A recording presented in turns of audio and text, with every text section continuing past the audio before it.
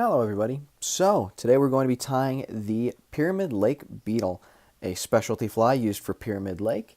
We're going to be using UTC 140 denier in white, as you can see here. And then as for the hook, we're going to be using an Umpqua U202 Scud curved, 1 extra strong, 2 extra long. And it looks something like this. We're going to mount that in our vise, just like so. There we go. You want to keep that eye pretty well even usually, but right here I'm actually going to rotate it down just a little bit, like that. There we go. Got that nice and secure in there. And for the first step, what you're going to want to do is you're going to want to get your hands on a little bit of foam. Right here I have thin white craft foam. I'm actually going to be cutting out a thin strip of it, just like this. And you want to do it just a little bit bigger than the diameter of your hook so that you can have it go over the top and look very nice. Right there, that's about the size I use, and as you can see, it is bigger by about, I'd say about 2 to 3 times bigger, just like that, bigger than the diameter.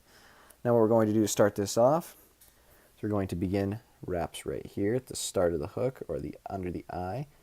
We're going to be making wraps backwards, just like that. There we go. We're going to tie forward just a little bit just to be safe. Get that out of our way. And we're going to begin tying in our foam. And you want to make sure that, if anything, this is longer than you're going to need, because we are going to trim it at the end. What we're going to do is we're going to tie it in back here, begin making some loose wraps. We're not tying it down to get it really pulled in there yet, and you want to account for thread torque when you're tying this as well. Okay, so we've got that pretty well in there, enough that we can look and see. Yes, that will be enough. You want to make sure that you have enough foam to go past that hook eye by at least a little bit. There we go. And we're going to really anchor it down now that we know our measurements are going to work out for us. Just like that. This is a very quick, very simple, very easy pattern. And this is not exclusive to Pyramid Lake. It can be used anywhere that has success rate with it, which is kind of an obvious thing to say. But I know that with some patterns, I worry that with them being exclusively for somewhere, that they won't have any success anywhere else, which is a very, very understandable thing to worry about. There we go. And now we're going to clip off some green braided chenille, just like that. I don't have a name for this one, but any color that looks somewhat like this and has some sparkle to it will work as well. There we go. Going to tie that in just like this. I like to tie it in at the start and then trim off the little bit that I missed with catching it. You're going to bring this back to where you ended your foam, just like that. Give a couple good wraps. And I didn't look like I got any missing there, which is good. Now this is going to be a difficult part, as keeping it all together is somewhat difficult. We're going to bring our tying thread forward and a couple big wraps just like that.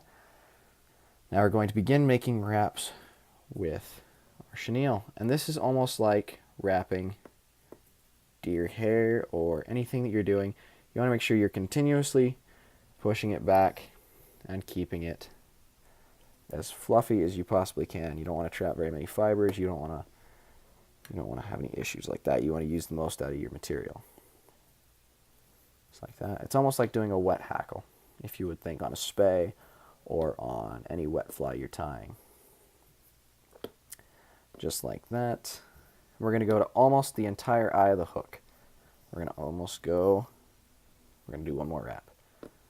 Just like that. As you can see, we still have space on the eye of the hook. We take our tying thread, bring it behind there, bring it up. Oops, just like that. There you go. Should adjust that. Perfect. As you can see, we've got a nice tie-in right there pretty well. Tighten up our thread a little bit. And clean up the eye of the hook. Bring this back behind. Just like that. Now we can trim off our excess chenille, which can be used in another pattern. There we go. We're actually going to trim those ones that are covering the eye of the hook. Something you always want to make sure you're trying to do at all times is keep that eye very, very clear. It's something that if you do not do, your fly may become unusable. If you go for anything in a fly, over looks, over anything, what I always advise is going for just keeping that eye very clear. Now we're going to take our foam that we tied in, we're going to stretch it out just a little bit, not enough to break it, but just a little bit. We're then going to grab it here, pull it up and over like that, push it down, get a securing wrap in with our tying thread just like that. It will rotate because of thread torque. We're going to bring that right back up on top just like that. There we go. Give that a nice, good, tight tie-in. There we go. Now what we're going to do is we're going to throw a 3 to 5 whip finish turn on here. Just like that, 3, 4, 5, and then I always like to throw on one more just to be safe. Pull that off just like that.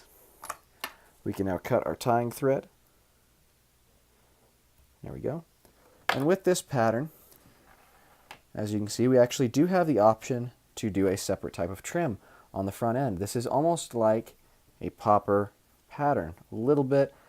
What you can do is you can either cut it to cut through the water with a sharp point on the end, which is what I prefer, or you can leave this tag square like that. If you leave it square, I will demonstrate both. If you leave it square in the front, you trim it just a little bit, just like that, so that it just has that big disruptor on the front. What that'll do is when you're pulling it through the water, it'll do more of a gurgler pattern, where it'll push the water, push the water, push the water. But this is a smaller pattern, so it will do a smaller amount of gurgle to it, just like that. As you can see, hook eye is still clear. For the pattern that I prefer to do is I'll cut the edges just like that, which still give me that disruption. But what it'll actually do is it'll be a little bit more of a calm disruption through the water, and this will be more amplified with the disruption. And just like that, that is trimmed and done. We're going to take our head cement, which I'm actually using Hard as Nails nail polish, and I've put it in an applicator bottle, which can be bought online or at any store that does sell fly tying materials. Just like that. There we go. And we want to really coat that because our foam is going to suck up just a little bit. There we go. And that is a very important step on this fly, as we didn't tie in front to keep that eye clear and to really anchor down that foam and make sure that's our final step.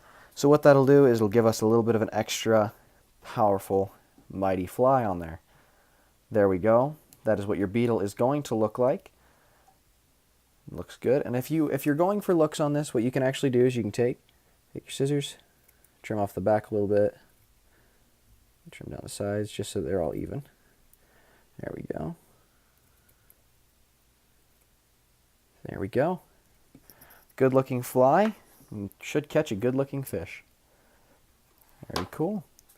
Thank you all so much for watching. Hope you enjoyed. If you ever do want to see another video like this, or see any videos like this in the future, please do subscribe. If you did like what you see today, please leave a like as well. If you have any comments for what you'd like to see in the next video, please leave a comment down below. Thank you so much and have a wonderful day.